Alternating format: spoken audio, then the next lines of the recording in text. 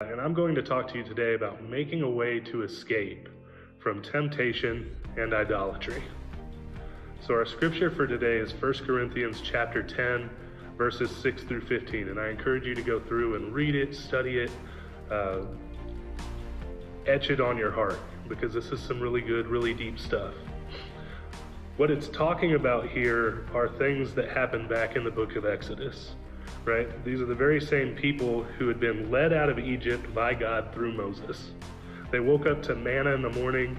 God provided quail or meat for them every night. They were literally following God in a pillar of cloud or fire every single day. And yet they still fell off.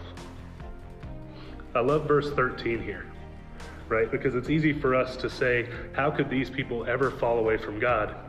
Well, he addresses that. It says, the temptations in your life are no different from what others experience. It says in Exodus that these people were tormented with thirst. They were attacked while they were on their right path, and their desires for sustenance and safety outweighed their faith in God. And I think that's something that most of us can probably relate to if we're being honest. It's not always outright bad things that become idols in our lives. We all know that idols of today kind of look like sexual immorality, needing attention and affirmation on social media, having a full stomach 24/7, or the need to be entertained every waking hour of every day. But sometimes we make worldly success an idol. Sometimes our children become the center of our world. We become so obsessed with these things that we lose sight of God and his plan. Webster's dictionary defines an idol as an object of extreme devotion. It makes sense that in verse 14, Paul states, "So, my dear friends, flee from the worship of idols," because that's what we need to do. We need to escape those temptations and idols because ultimately they don't fill us.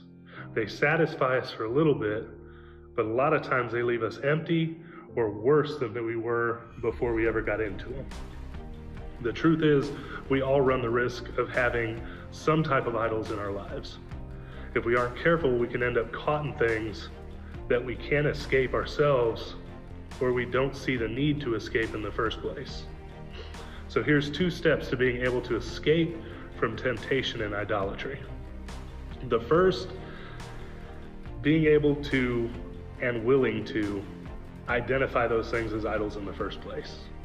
Guys, we got to be honest with ourselves. We have to be able to evaluate if I've put something above God.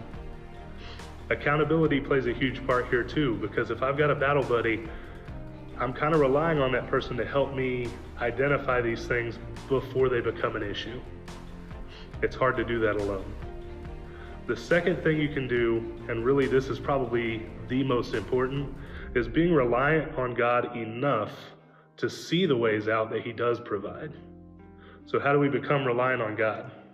We read his word, we spend time with the body, we make time to do good deeds, we give God praise and honor constantly, we worship constantly.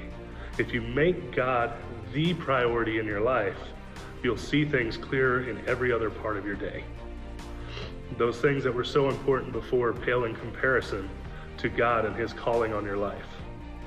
If he wants you to have those things, he will allow for them. If he doesn't want you to have those things, he'll get rid of them, either from conviction or something will happen to where you don't even have time to do those things anymore. All God asks is that we have faith in him. And scripture says, and God is faithful. He will not allow the temptation to be more than you can stand. When you are tempted, he will show you a way out so that you can endure. Guys, we serve a God that wants you free from idolatry, victorious over temptation, and made stronger through your trials. When life gets real, when life gets messy, turn to him and God will make a way. May God bless you.